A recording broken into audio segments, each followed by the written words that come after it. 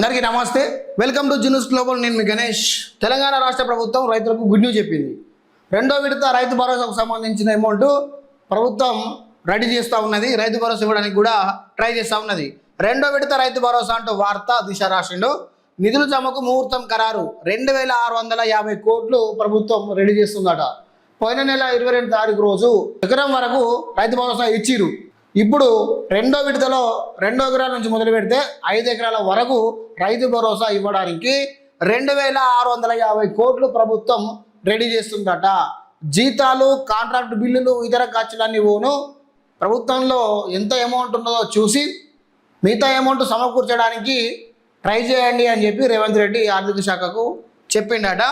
దీన్ని మ్యాక్సిమం 1 వీక్లో 10 డేస్లో వచ్చే అవకాశం కూడా కనబడుతుంది అట. ఆర్థిక శాఖ గైడ్లైన్స్ పోయినాయట. 2 ఎకరాల నుంచి 5 ఎకరాల లోపు ఉండే క్యాండిడేట్లకు రైతు భరోసా రెండో విడత పడడానికి రెడీ ఉంది.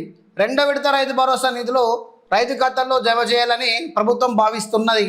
అందుకోసం 2650 కోట్లు నిధులు సమీకరించాలని ఆర్థిక శాఖను సీఎం రేవంత్ రెడ్డి ఆదేశించినట్టు సమాచారం.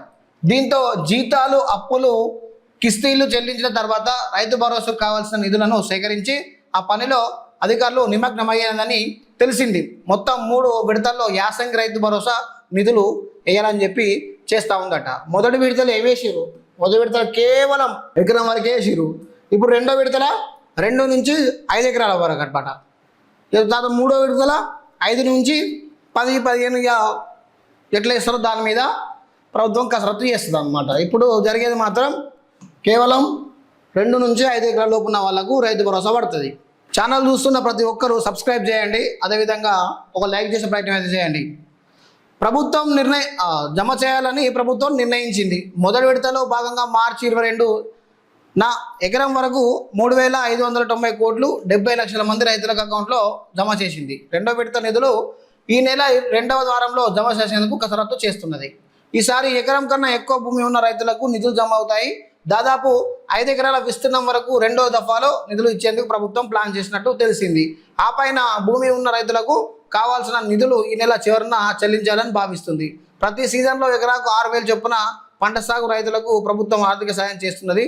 అందుకోసం 9000 కోట్లు అవసరం అవుతాయన్న ఆర్థిక శాఖ వనరుల కొరత కారణంగా 3 దఫాలుగా ఇవ్వాలని ప్రభుత్వం ప్లాన్ చేసింది. అయితే విషయం ఏంటంటే, రేవంత్ రెడ్డి గారు ముఖ్యమంత్రి అయిన తర్వాత ఇది 2 సంవత్సరాలల్లో రైతు భరోసా ఇచ్చింది 2 సార్లనే. ఒకవేళ ఇది ఇస్తే 3 సార్లు అవుతుంది.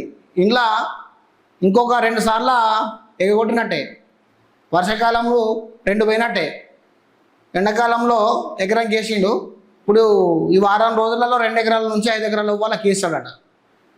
కానీ మొత్తానికైతే ఏమో ఆయన వేస్తుండా, ఏ విధంగా చేస్తుండో తెలియదు. కానీ రైతులకు మాత్రం అటో ఇటో మెల్లగా రైతు భరోసా అయితే పడుతుంది.